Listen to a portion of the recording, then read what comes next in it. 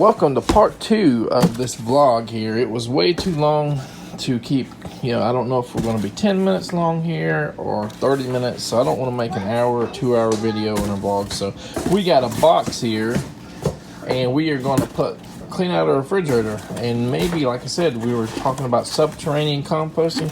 How about we clean out our refrigerator with old food and stuff like that, which we need to do anyway, and put that in the bottom of that banana circle pit, cover it up, and let this provide nutrients for some of those bananas, over time. Big box of stuff. Most of it came from the refrigerator, some from the freezer, some from the pantry, dry goods. So yeah, we got cheeses, eggs, chips, cereal, normal, just everyday stuff that we eat every day. But we got 2 refrigerators with freezers. We have a big giant freezer, 5 people. Sometimes we buy, our normal stuff, bagels and cheese and eggs, and something gets pushed in the back, and every few months we have to clean out our refrigerator. You might as well use it instead of just throwing it in the garbage, compost it or whatever you can do. Keeping that dog out is probably going to be the biggest issue. I'm definitely just about have half of mine just to set this on fire, like who is it, David the Good or whatever does for us, like pumpkin and squash patches and stuff. He buries them in the ground, eggs, meat, half burns it, then throws more stuff on top and buries it, and then plants a pumpkin seed on it, or pumpkin seed. Oh Lord, the kids have been driving me crazy about this fire. I don't even know if I said I was gonna light this in the last clip or showed a video of it. We've been trying to get it, and this wood's probably a little bit wet. We've been trying to get these things to burn. Of course, a lot of this is in refrigerator, freezer, and all moist already, bagels and ice cream and all. So we're putting some more dry leaves and sticks and stuff here. Try to get everything a little bit charred. Finally got some hot coals there. The people that had these pine logs said, they would just rather burn the pine, but it just would smolder and wouldn't really burn a significant amount. And I see why. I see that's why they didn't want to burn it, because they bought another property that no electric, no water or anything like that. So they weren't living there, and they were just trying to clean up that land, and they couldn't do it just by burning it, because they weren't there all the time. And of course, when it's on the ground, them big pine logs, they're obviously sponging up a lot of moisture from the ground. Hopefully this is just going to make all the food and all that we put in there less enticing for the dogs and animals, but it may not. We're going to have to cover it with some green material as well. We'll let it burn down for a little bit. Hopefully we don't get a super bad rain here, because there's some dark clouds in the sky here, and a lot of it through part of that tree that fell on Natalie's wheelchair ramp during Hurricane Helene. That's a red maple, or a piece of it that we had that broke there. I was trying to get it in a little hole there, but it was way too big to fit in there tight enough.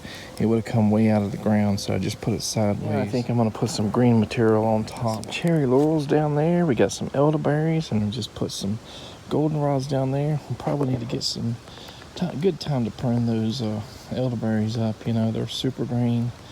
They'll come back next year and probably produce more berries and flowers if we prune them. Taro here that was kind of in our walkway. Elderberry there. Right, and we put another 2 or 3 more loads of, hand loads, I guess you would say, of elderberries there. I don't know how long this is going to simmer or just die down, but I think we're going to put some cherry laurels on it too, that were cut, maybe a week or so ago. I can't remember. We did it on the video when we were cutting them out where all the goldenrods and stuff were. Oh yeah, those pine logs aren't burning up, probably not even 5% there. They're creating probably ash on the outer layer, the leaves and everything we put in there. It's going to probably will release a certain amount of potassium, magnesium and stuff like that. And once everything has started to be, packed more densely down and has stuff covering it, so earthworms and everything can access it, the carbon left is going to act as a sponge until it composts down more. Then it'll release those nutrients back into the roots for the bananas or whatever, weeds or whatever's growing around here, I guess. And then the green material and food and everything, hopefully they'll be composted down pretty fast. But like I said, it depends on, keep putting stuff on top. We don't have probably enough potting soil, compost, and everything just to cover this. So we're going to have to keep adding stuff. And, we will put some compost, I think, down, magic soil down, stink water. Heck, you could even urinate in this circle. And the carbon left here is going to absorb it, the nutrients, the nitrogen and stuff, and it'll slowly release it into the banana. Also put a small amount of Biden's album there, small amount of creeping daisy. If we just had the energy and time as someone younger than myself, we could probably just pick all the weeds and get, grasses or whatever and pile on the nutrients. But, it's heck, people say it's hell growing old. Sometimes it is. I've seen like 80 and 90-year-olds walking down the street, running, jogging, and healthy as can be, before something ultimately gets them 92 or whatever. But I'm like half of that age, but still older. And I feel my age. Some people don't. So we got a certain amount of time. We got to divide that time between Natalie and the kids and all of the appointments and everything else. Laundry, housekeeping, preparing dinner, school, Christmas shopping, whatever. Birthdays, 4 birthdays, I guess you'd say, with Natalie. For now, I'm just going to let it smolder. I don't know if I'm going to call it a day or come back and check and see if it's still smoldering in a few hours, or work on it tomorrow, or what. Hopefully we've made it so that the dogs won't be enticed to go in there and try to find food, especially if it's still smoldering and hot. And hopefully it doesn't get super hot and come burn our avocados or anything like that, because this is that toxicity island right here by the avocado, and there's a fig tree there and more stuff that could burn up over there. But like I said, you got moist dirt around it. You have a lot of green material we put in there, and then a lot more super green material at the top. We've managed to do a lot of, repotting of plants, or, separating plants when there was like 10 or 20 plants in a single container that we were separating out, like these jaboticabas and stuff. And we're in the process of rooting so many plants, over the last few days or week or whatever. I'm definitely exhausted from all of the trying to get out here and doing stuff. Putting my feet, stomping the ground, I guess you would say. My dad used to work at a gas station, and he was actually disabled, had a bad hip and leg from a major car wreck. And he used to say, stomping the concrete, when he was back in the day when people, gas attendants filled your tank for you and washed your windshield and checked your oil and all that stuff. Not like today, where you self-service, I guess. For the birds. So it's been about 4 hours and it's still got a little bit of smoke there, and we put some Mexican titonia there. Now I'm going to put a sable palm frond over there. A green. We got some of that invasive box elder and a little camphor tree here, seedling. Well, we got our last 7 Saijo persimmons, and that's it for the season. It's another morning, and we got some of these little yellow milkweed or whatever in bloom. All right, so we're gonna start seeding it a little bit with this magic soil here. Hopefully the flames, which is on that side there, have stopped. Hopefully the cooking,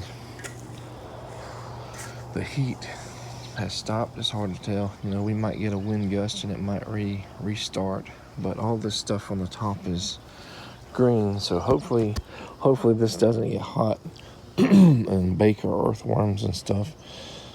If it does, It's okay. We're not going to put a whole lot on right now. We got nutrients in there either way. Put some lime in here. Quite a bit, I think. Now it looks like snow or ash. And I kind of intentionally put it on the heels as well, so that when those banana roots get in there, it'll be close to it. We're going to put some wheat bran on it.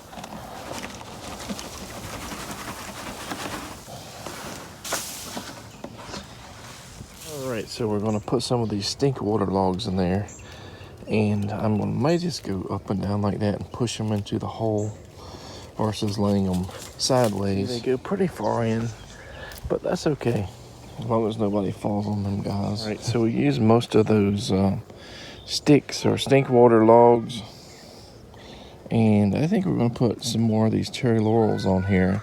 We're probably going to add some more little sticks and logs later, or over time, probably in the next, every few days or weeks or months. We're going to keep piling it on. That's probably it for now.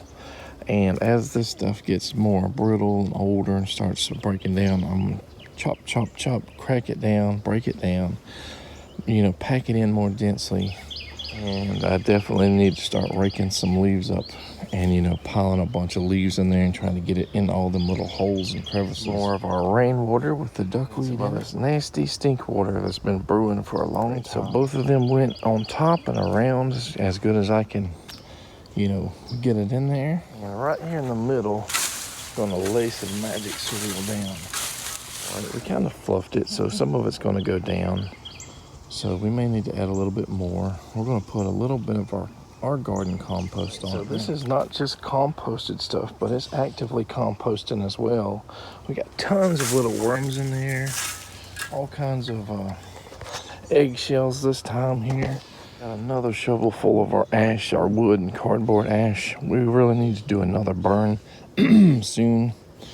We need to add a lot more nutrients to this guy, but I think that's it as far as adding nutrients here. I should say, as far as doing it for today, I think we can go ahead maybe and plant that banana in this hill. Put some more of the magic soil and compost in there, in the hole maybe. So this is the guy here. Took some work to, even though it's only been in like a pot for like a week or two, to pull it out. Is the dwarf namwah, which has little tiny bananas, but most people have the most luck with these fruiting almost every year. So let's hope we have the same. We got our hole there, and we got our magic soil there. As you can see, it's a different color, kind of like coffee grounds versus like the gray soil around here. Kind of push some of the roots down, I think, a little bit or out, so that they have some maybe less dense soil and stuff to grow through, at least initially. So we put it in here, watered it a little bit, and we're going to put some more soil and stuff around it again. We just, just because of the shape of the hill and all, we wanted to make sure we could get the water to the roots to moisten it up before we put other stuff around. We put another little scoop of magic soil around here. We're going to push it in, so it's going to have access at the roots, and when it rains through that, it's going to give it more nutrients. Now, this bucket here is the stuff that was on the top of that banana pot. Grasses, leaves, different things, plus probably compost and whatever, and it was just so full of earthworms. So I think we need to put this around it. Our year-plus aged wood chips or mulch, full of mycorrhizal fungi and stuff, partially broken down.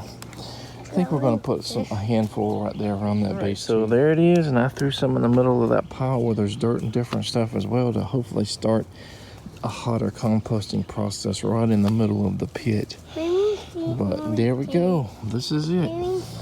A few months ago, I was questioning whether or not we should even plant one in the fall with this close to potential freezes. But this, according to the guy I got this from, he doesn't protect any of his banana trees. So, and I don't think there's any place that's like full sun, full open in his yard. Possibly because of all the avocado and banana trees everywhere. I'm assuming he uses like compost, wood chips, and animal manure. I'm pretty sure he does, to keep the base and the roots warm. we're doing something similar. We're adding partially composted compost, wood chips, grass and everything that will keep it warm. Of course, everything around here for the most part is just the soil from the pit we dug. So we might have to expand out more with stuff that's going to keep it a little bit warm, or we may protect the base or something in the first winter. I'm not sure, but I can see those roots are ready to go.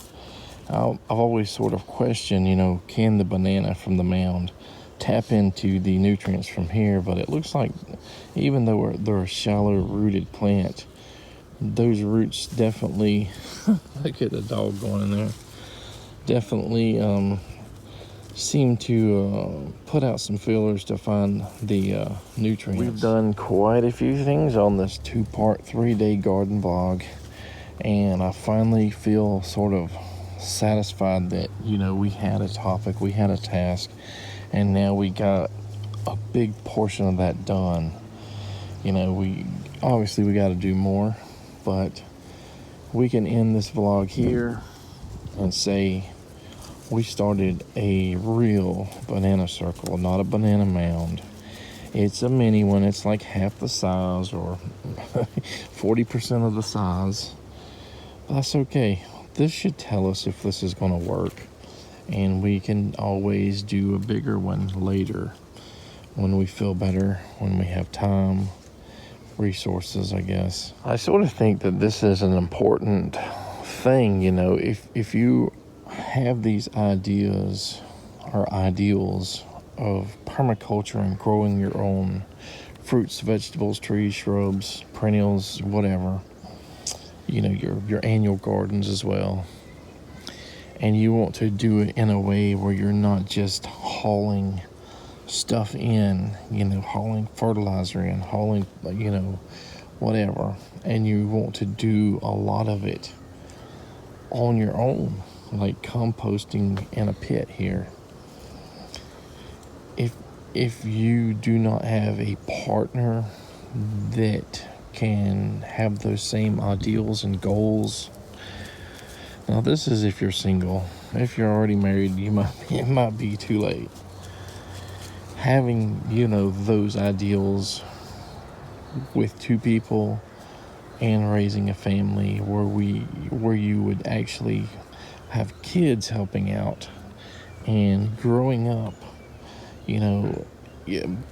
Women do this all the time alone. I see it. There's YouTube channels where women do 90% of the work alone. They dig and they do this and that. So it's not that, a man should be doing this. Both, when you do this, you need all the time, all the physical activity you can spare, at least initially, while you're getting started, while you're trying to provide food for your family and stuff like that.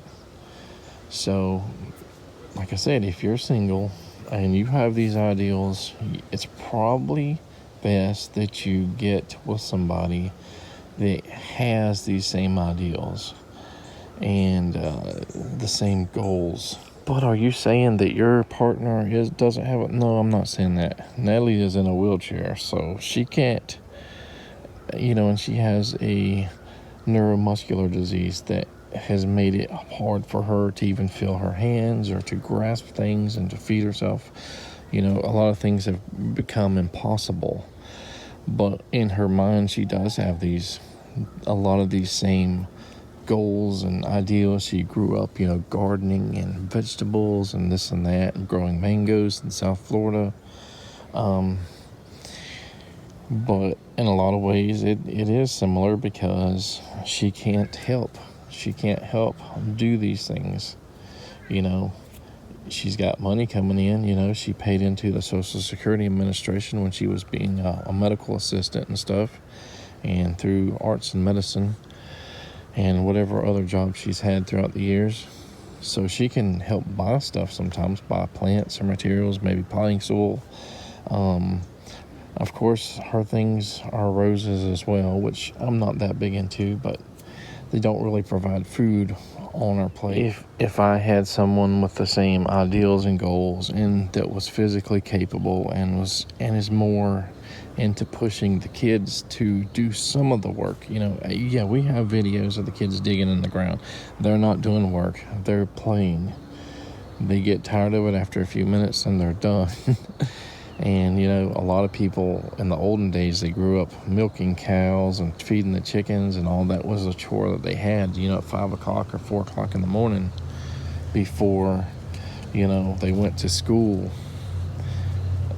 This generation in reality or whatever doesn't seem like that happens as much, but you do kind of need both parents, partners, whatever, to push these goals to kids, I guess, and let them make their decision about what they want to do later on in life. Because sitting around on YouTube or watching TV all day or playing video games, that does not give you the right balance of physical activity and stuff.